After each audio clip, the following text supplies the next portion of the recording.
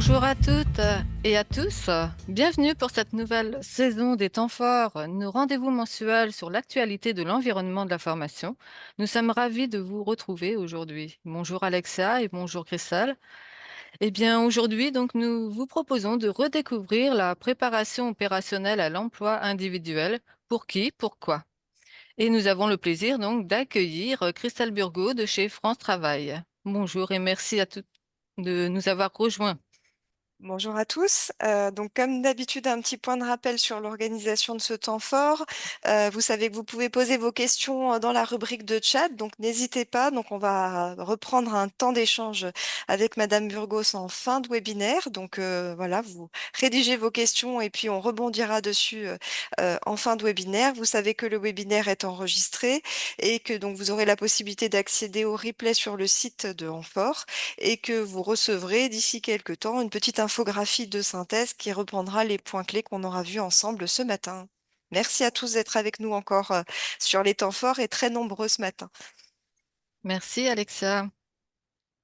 On attend comme On une va vous laisser voiture. peut-être prendre votre support, le temps de Ouais, partager tranquillement et l'objectif étant de définir déjà un petit peu ce qu'est la préparation opérationnelle à l'emploi individuel et en quoi elle consiste.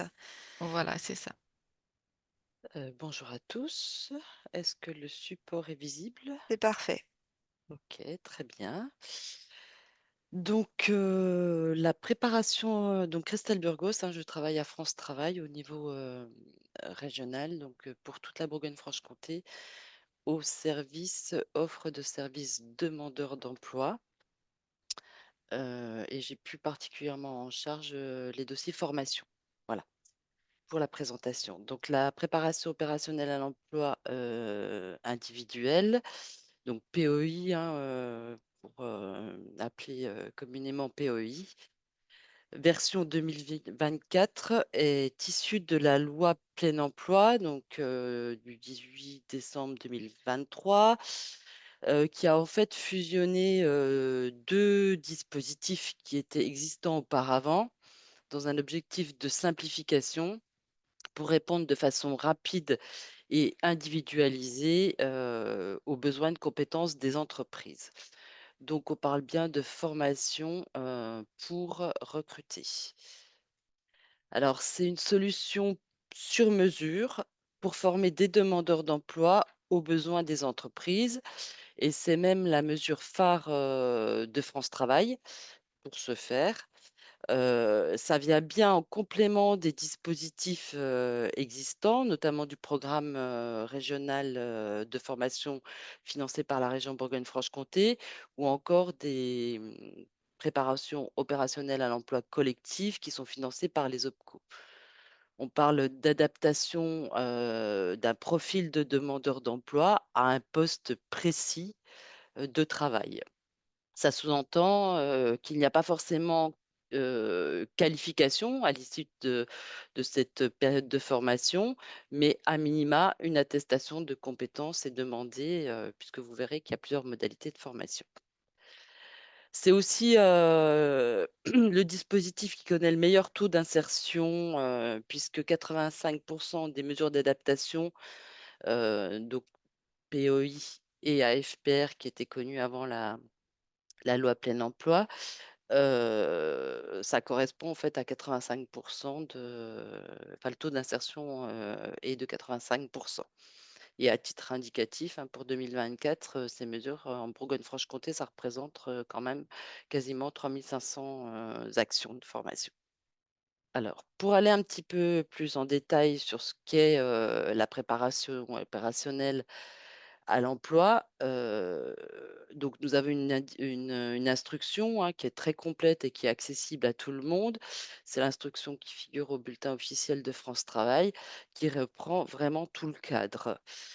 Mais si on veut, résumer, on a bien d'un côté un demandeur d'emploi qui a des compétences et de l'autre côté une entreprise avec un poste, à pourvoir et des compétences requises pour tenir le poste.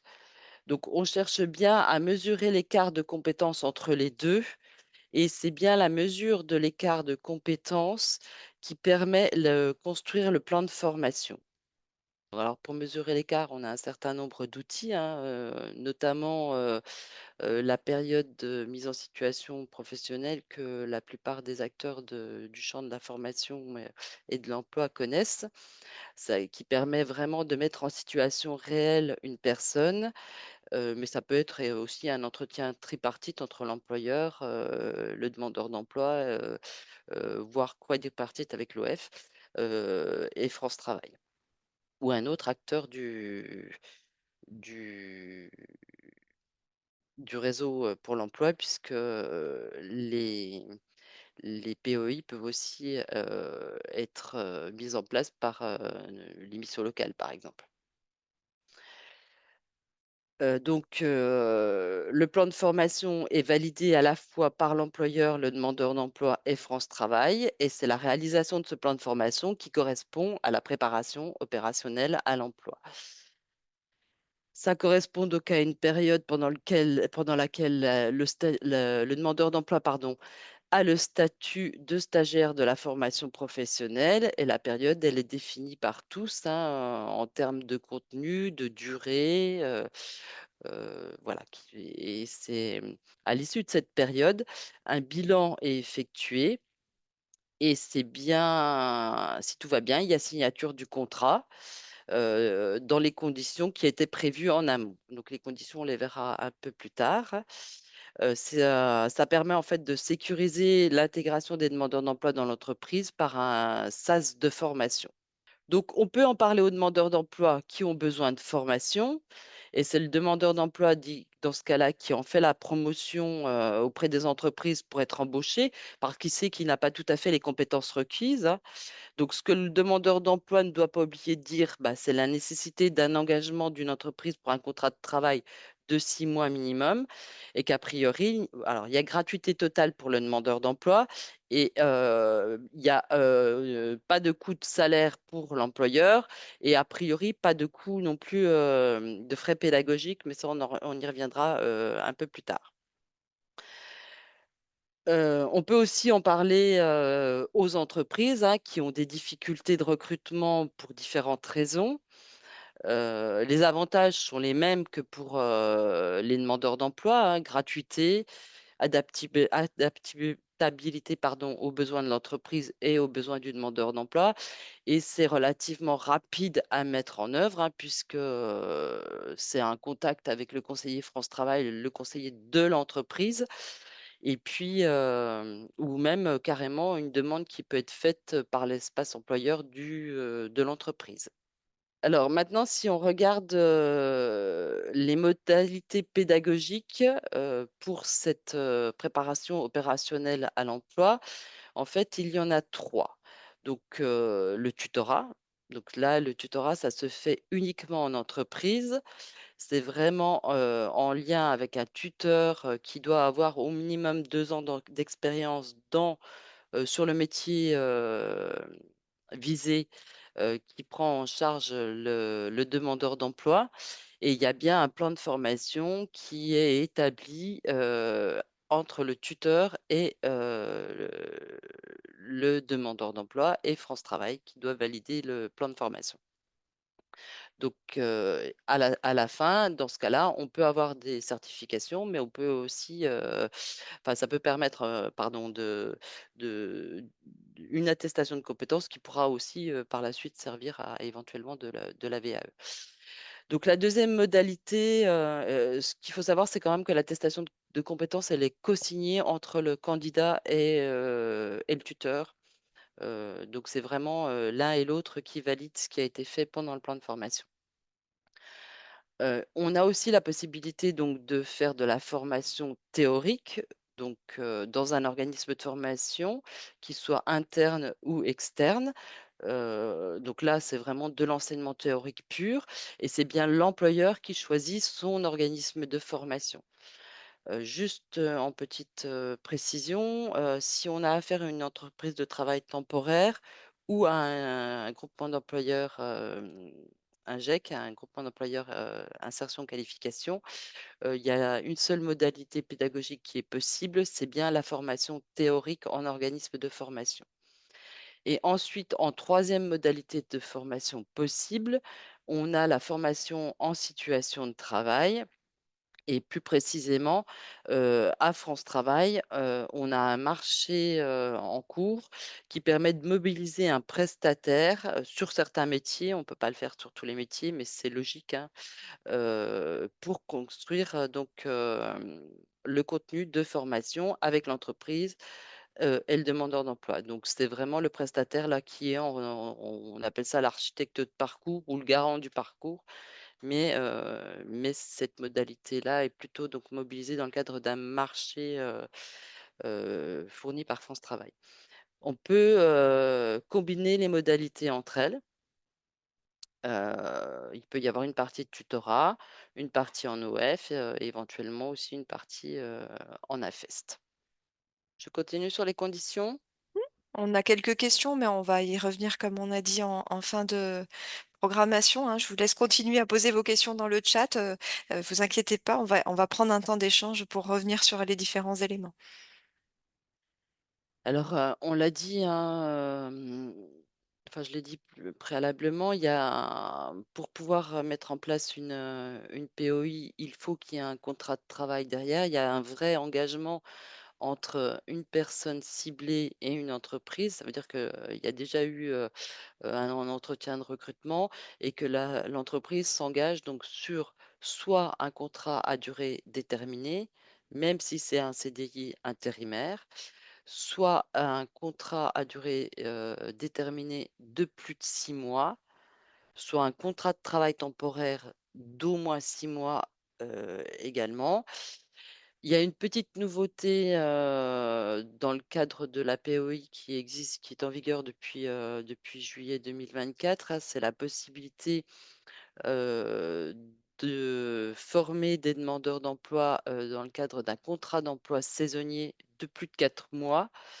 Et on peut également, le faire dans le cadre de contrats de professionnalisation ou de contrats d'apprentissage de plus de 6 mois. Il faut pour, pouvoir bénéficier d'une préparation opérationnelle à l'emploi individuel, être demandeur d'emploi inscrit, à France Travail. Alors maintenant, si on s'attache à la durée et aux possibilités de prise en charge de la préparation opérationnelle à l'emploi individuel.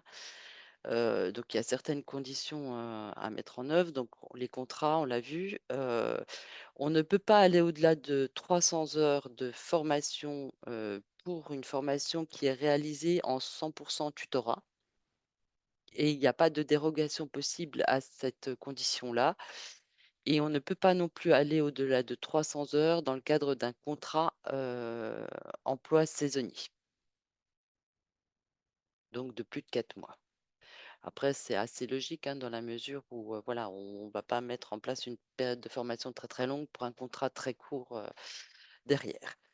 La règle, c'est aussi, une durée maximum de 450 heures à partir du moment où il y a un organisme de formation, interne ou externe, ou si on mobilise la modalité de formation hybride, donc qui correspond à un mixte organisme de formation plus tutorat. Pour certaines personnes, donc les personnes qui sont, ce qu'on on appelle, le public prioritaire, donc les personnes les plus éloignées de l'emploi, on peut aller jusqu'à 600 heures de formation à partir du moment aussi, où il y a un organisme de formation. C'est pas parce qu'on est un ciblé public prioritaire que ça fait sauter les 300 heures de tutorat. Donc là, sur les publics prioritaires que sont donc les bénéficiaires du RSA, les bénéficiaires de l'obligation d'emploi, les personnes de plus de 55 ans, les personnes qui ont un niveau infra-bac obtenu et les personnes de moins de 26 ans avec un niveau, bac+2, infra-bac+2 obtenu, peuvent, bénéficier d'une formation, jusqu'à 600 heures, dès lors qu'il y a aussi un organisme de formation. Donc si on est dans le cadre du tutorat, on ne va pas au-delà de 5 € de l'heure. Alors ça peut être moins, hein, c'est vraiment, en lien c'est l'échange entre France Travail et puis, l'entreprise qui permet de regarder si c'est, ce qui est le plus opportun. Et si on a affaire à un organisme de formation, alors, interne ou externe, alors on est soit sur le coût réel de la formation, soit c'est pareil, une négociation, avec l'organisme de formation et l'entreprise, pour voir la participation de France Travail.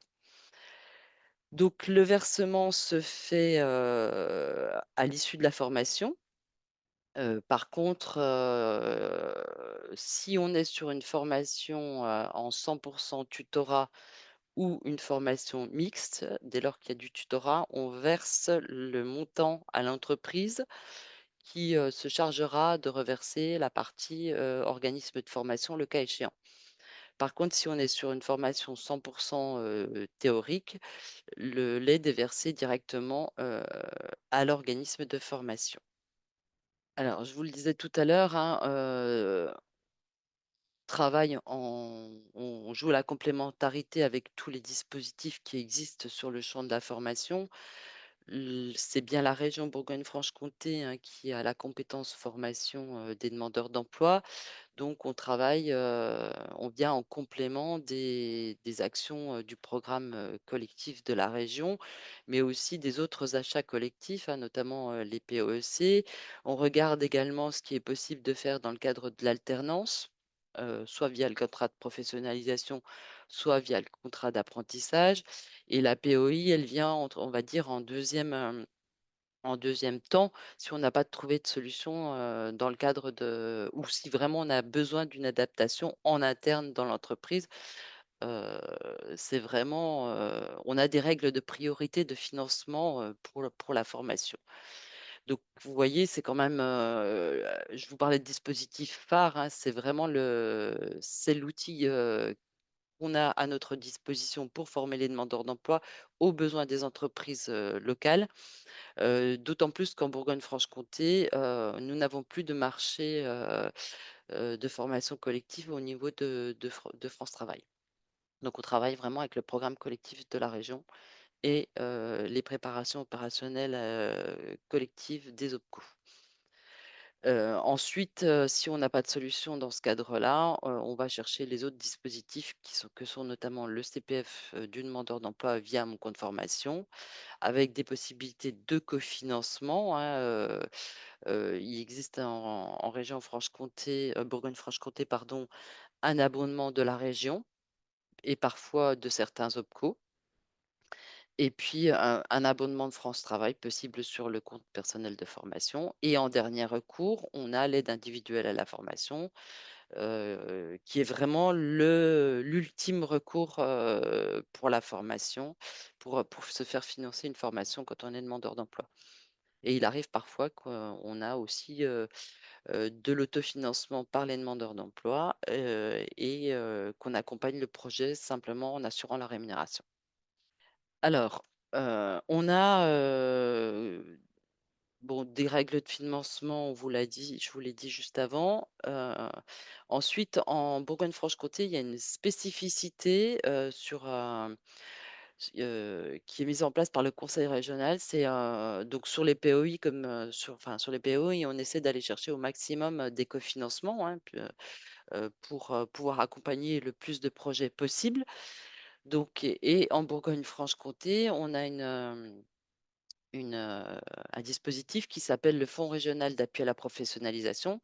C'est un dispositif qui est, porté par la région et qui permet, de cofinancer des POI dans un cadre maximum de 50 des coûts pédagogiques hors taxes. Le dossier est à mettre en place par l'organisme de formation. Donc là, on ne parle pas de tutorat, on parle vraiment de modalités organisme de formation uniquement.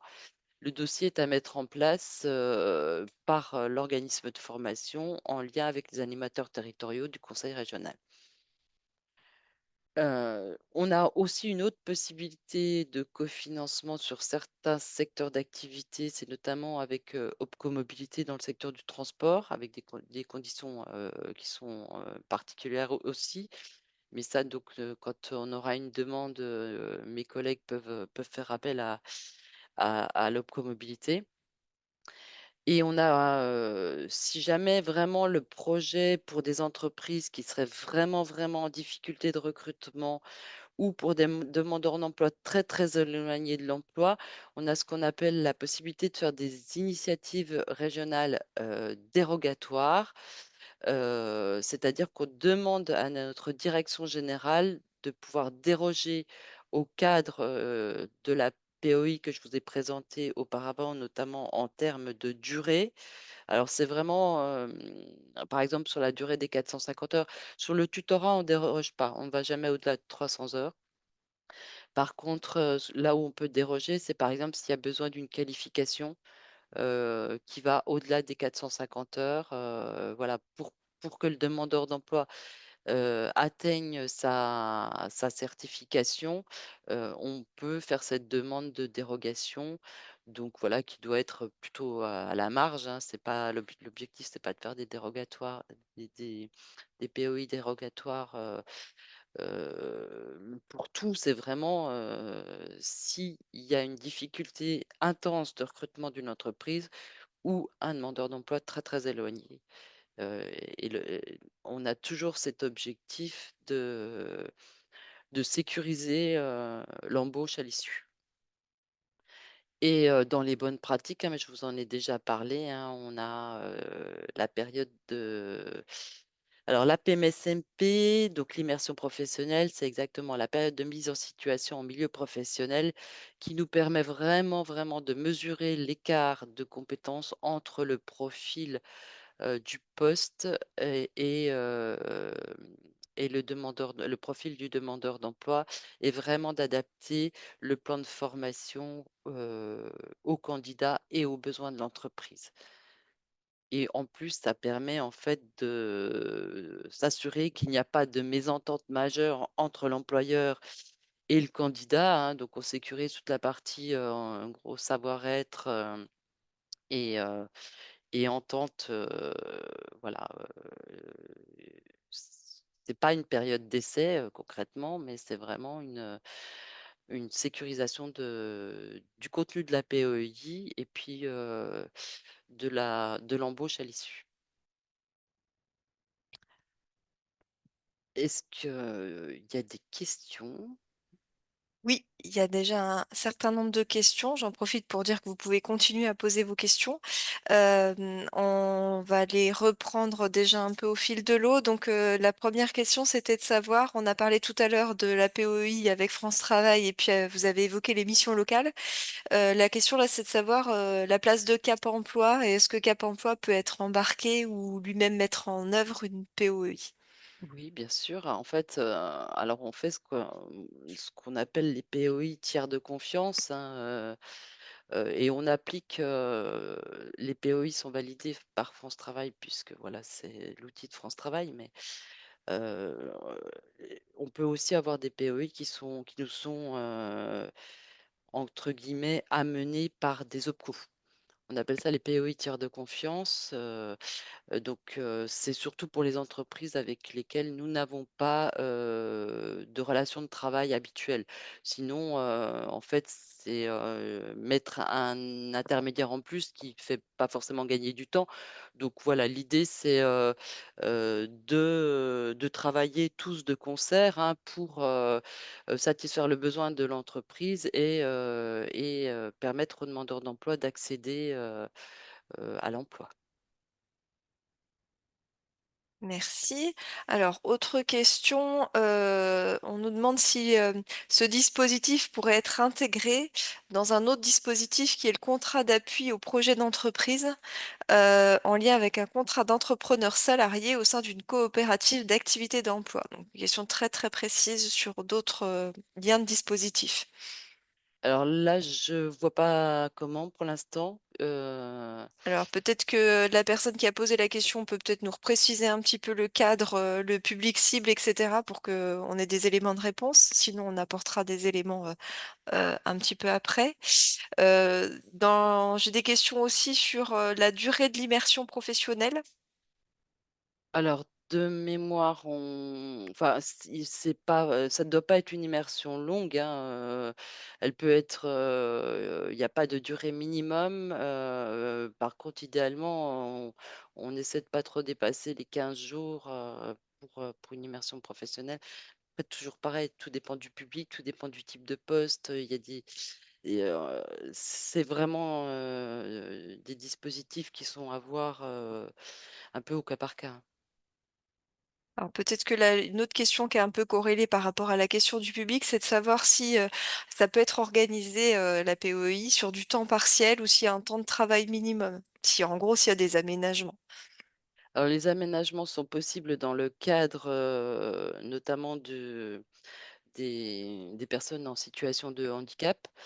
Grosso modo, on essaie, donc après c'est en lien aussi avec le contrat de travail qui est derrière, hein, voilà, normalement on est sur, sauf, disposition réglementaire, on ne descend pas en dessous de 24 heures. Et après c'est peut-être oui, il y a des dispositions spécifiques,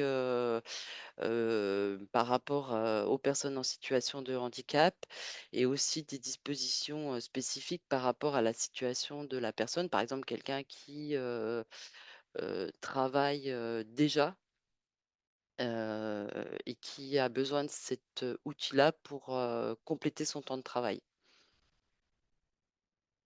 sur une autre activité ou, voilà, c'est vraiment c'est du voilà, c'est du cas par cas. C'est l'avantage de ce dispositif-là, c'est qu'il est relativement souple. Heu et donc permet quand même, pas mal de choses. Mais grosso modo, on va dire, c'est 20 heures minimum, voilà. Merci. Alors autre question, par rapport à la question de l'attestation de compétences, de la qualification, de la certification. La personne nous dit à la suite d'une POI, mettons 450 heures avec un organisme de formation, la POI doit-elle être certifiante? Est-ce que par conséquent le demandeur d'emploi passe un examen de validation de ses acquis, par exemple un CQP? C'est possible, en fait, c'est ce qui a été validé au démarrage, donc sur 450 heures, en fait, ça fait partie de la négociation de démarrage, donc il y a obligation, de toute façon d'attestation de compétences et idéalement, on fait beaucoup de alors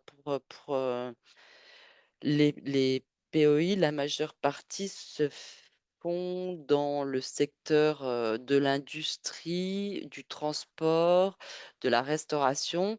Donc dans tout ce qui est transport, par exemple, il y a certification. On est sur du titre pro, il y a certification derrière.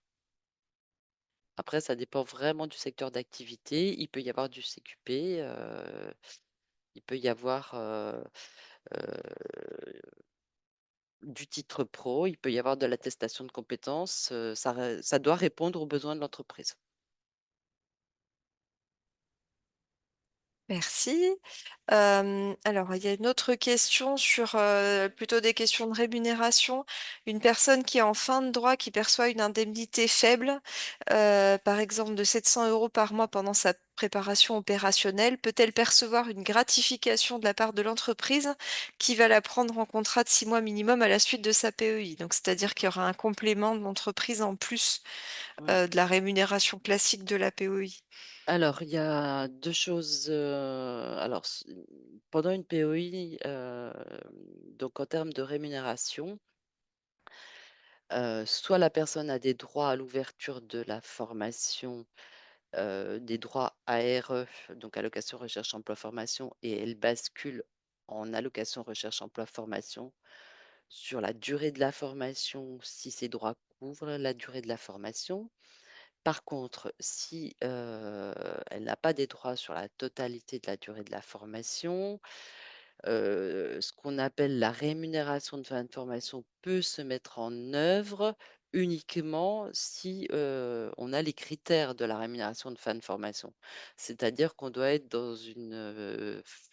hem, dans une formation qui est certifiante et en lien avec un métier qui est dans la liste des métiers ouvrant droit à la rémunération fin de formation. Donc, il se peut très bien qu'on ait des POI sans, rémunération à la fin. Ça fait partie des éléments qui doivent être sécurisés, ça aussi, en amont. Par contre, si jamais la personne n'a pas de droit à l'ouverture de la formation, on bascule là sur la rémunération de formation France Travail et pour le coup, c'est sur la durée de la totalité, de la POI. Voilà. Par contre, en termes de gratification, la gratification, employeur est possible. C'est à l'employeur de voir avec son comptable comment il peut procéder, pour la mettre en place, mais elle est possible. Merci. Alors j'ai des compléments suite aux questions, notamment sur, la question, de la certification. Heu, En fait, la personne dit, est-ce que ça signifie que, il peut y avoir, en gros, à la fin de la POI, uniquement une attestation de compétences et que le CQP, par exemple, soit passé en fin de contrat avec l'entreprise par la suite? Donc là, ça sera un montage, par exemple, j'imagine, dans l'esprit, Contrat POI, contrat de pro avec le CQP, qui est passé avec le contrat de professionnalisation. Tout à fait, c'est quelque chose même qu'on encourage puisque, en fait la finalité, pour le demandeur d'emploi, elle est intéressante quoi qu'il en soit, donc évidemment qu'on encourage ce genre de montage derrière.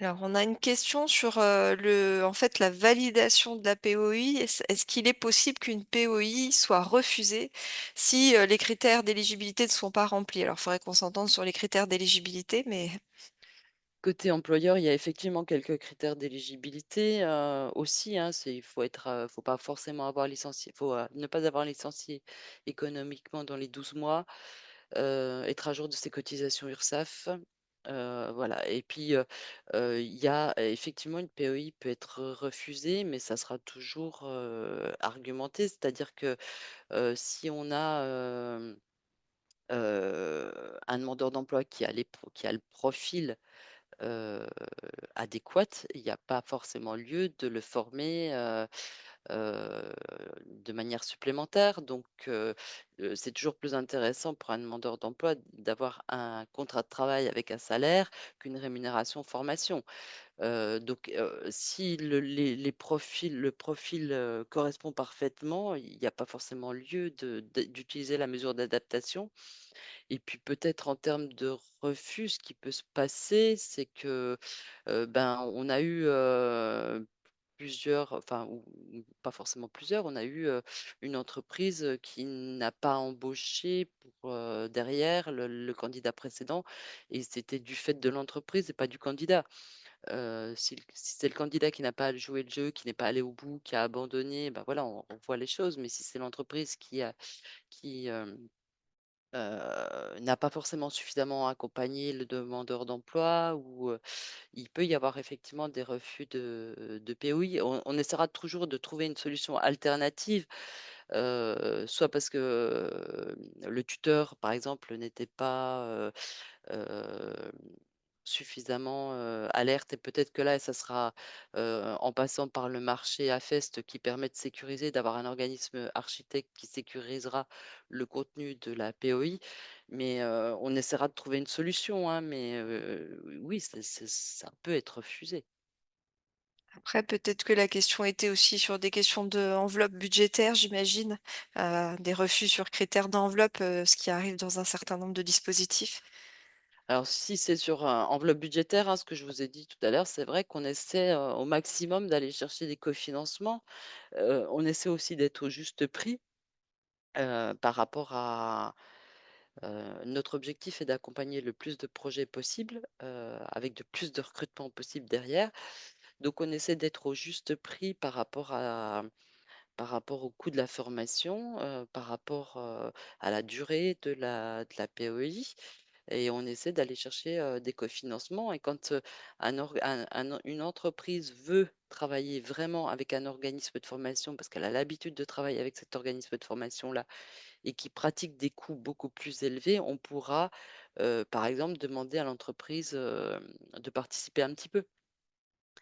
Donc on veille alors à titre indicatif, hein, en coût moyen d'organismes de formation, mais ça a en vrai un coût moyen, ça veut rien dire parce qu'on n'a pas les mêmes, frais, par exemple sur une action en industrie où il y a besoin de matières premières, où il y a besoin de machines que sur une action, heu, a en commerce, par exemple, c'est un peu différent. Mais en coût moyen, on doit être à 17 € de l'heure, avec un organisme de formation.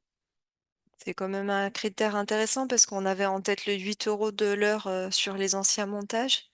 Oui, tout Donc à fait. du coup, ça permet peut-être de relativiser aussi, l'évolution quand on a dit, paiement au coût réel, de d'avoir une petite marge d'appréciation.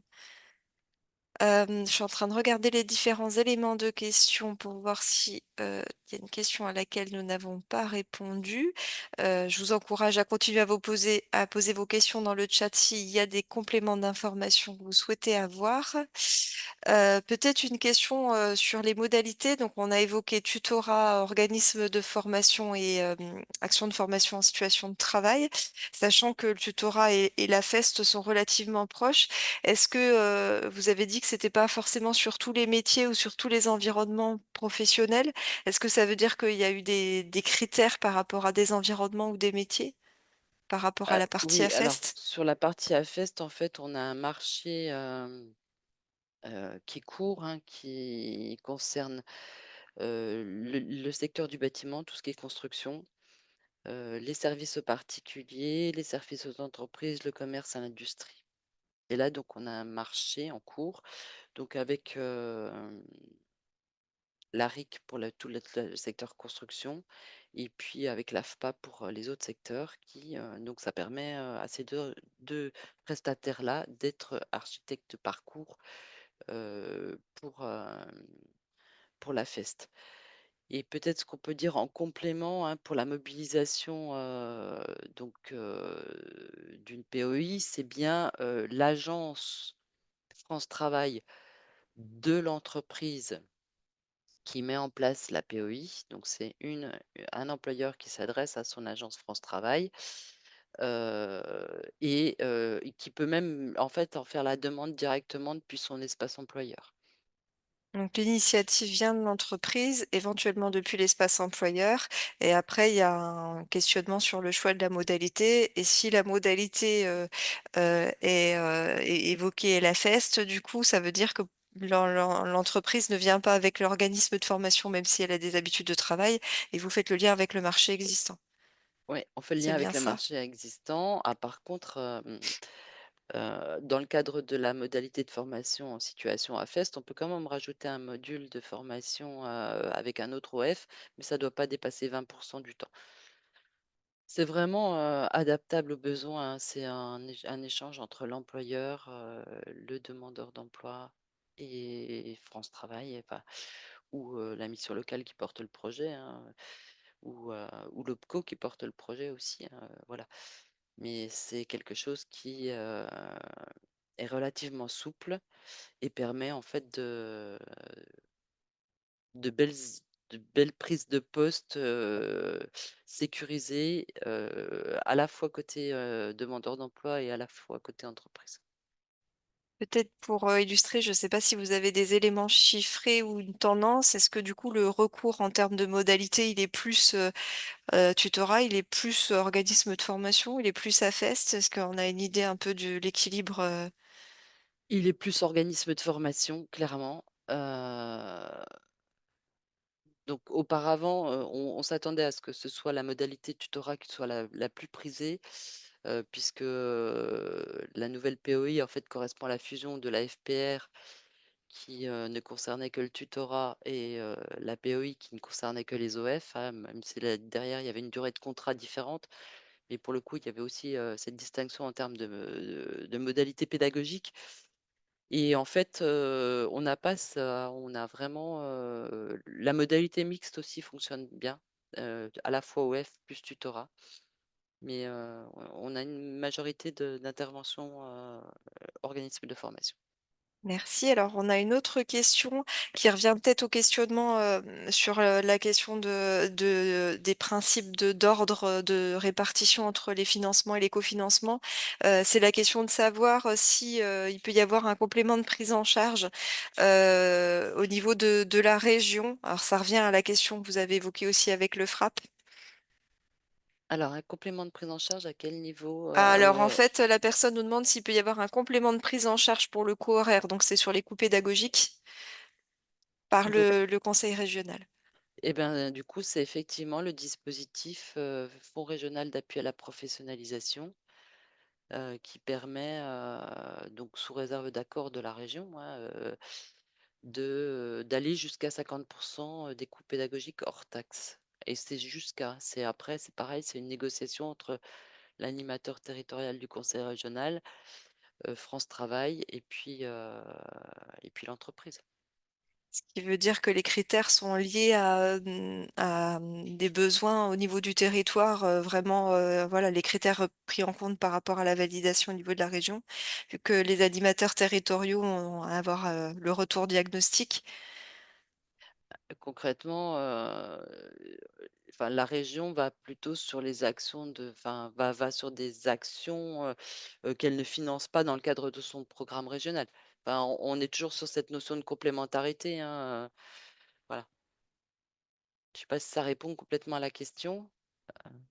Alors, je pense que ça répond partiellement parce que du coup la question c'était aussi de savoir s'il y avait donc ce combiné région POI et puis la même chose avec le CPF, alors que vous l'avez présenté dans un ordre de répartition différent, c'est-à-dire un montage, j'imagine, où il y aurait une prise en charge par la POI et puis une partie par le CPF de la personne. Ah non, ça c'est pas, sur la POI, on ne prend pas le CPF de la personne. Par contre, il peut y avoir des montages, hem,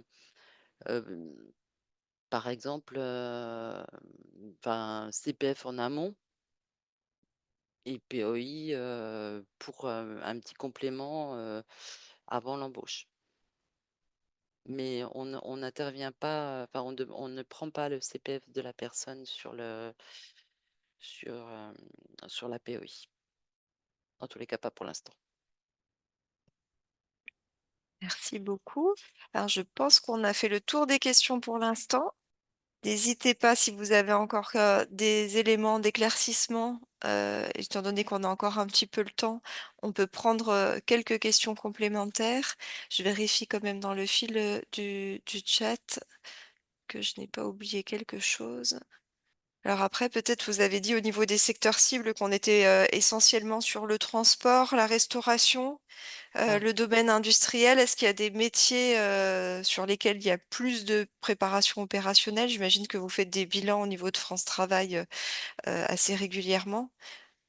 ah bah, les métiers, ben, ça, c'est les ouais, effectivement, conducteur routier, conducteur de bus, tous les agents logistiques. À l'industrie, c'est des postes relativement variés, mais je crois que l'industrie de mémoire, c'est, v heu, alors 20 je crois à peu près des actions l'année dernière. Ouais, si on prend le secteur, industrie, transport, logistique, on est à 20 de toutes les actions POI de 2024, POI AFPR et ensuite si on prend, le secteur sport, loisirs, tourisme, on est à 22 mais dans ce secteur-là, c'est surtout, en fait, la restauration qui est vraiment, heu heu, ouais, prend le pas sur le sport et le loisir. Merci beaucoup. Vous avez les remerciements, hein, parce qu'on a bien, les personnes ont bien eu les retours sur les questions, par rapport aux abondements. On est bien dans la logique de montage. La personne a trouvé, les éléments, précieux dans la réponse, qui vont lui permettre d'accompagner les personnes. Pas d'autres questions pour l'instant, donc, bon, je vais repasser la parole à Christine. Bon, écoutez, c'est, S'il n'y a pas d'autres questions, on va peut-être terminer la session comme celle-ci. Et donc, bah, en tout cas, moi, je tiens à remercier très fortement Christelle Burgos, hein, pour cette présentation, parce que il me semble qu'il y a des éléments qui ont été apportés que vous n'avez pas véritablement toute la connaissance du sujet. Donc, merci à vous, Christelle, et donc pour cette nouvelle présentation et qui, je pense, permettra à chacun de pouvoir ben, compléter son information. Voilà. Alors, même chose, un grand merci parce que du coup, on a pu aller dans le détail et tout en ayant une vision générale du dispositif, du lien avec les autres dispositifs, des secteurs cibles, des publics. Donc, je pense que c'est très intéressant, d'autant plus que pour beaucoup, la fusion entre la FPR et la préparation opérationnelle à l'emploi individuel n'était pas si évidente et claire. Donc, je pense que c'était un point qui était attendu. Je rappelle qu'en fin de webinaire, quand vous allez terminer et cliquer sur quitter le webinaire, vous allez avoir accès à un petit questionnaire, à un petit sondage d'amélioration continue, hein, qui nous permet d'avoir votre retour de satisfaction et puis qui vous permet de proposer éventuellement de nouvelles thématiques pour les prochaines programmations de temps fort. Donc, prenez le temps de nous préciser quels sont les thèmes qui vous intéresseraient pour la suite. Ça nous permet, nous, d'aller chercher les experts qui pourront témoigner sur de prochaines programmations et puis d'être au plus près de vos besoins. Donc, merci d'avance de bien remplir le petit questionnaire en partant et en nous quittant. Merci à tous. Et puis donc les temps forts continuent, hein. Le prochain épisode sera consacré aux groupements d'employeurs et les groupements d'employeurs par l'insertion et la qualification. Donc, mais écoutez, l'inscription est en ligne actuellement, donc n'hésitez pas à vous inscrire. Et donc, je remercie encore une fois Madame Burgos pour son intervention et merci à tous. À très bientôt. Journée à Merci à tous. tous, à bientôt pour les prochains temps forts.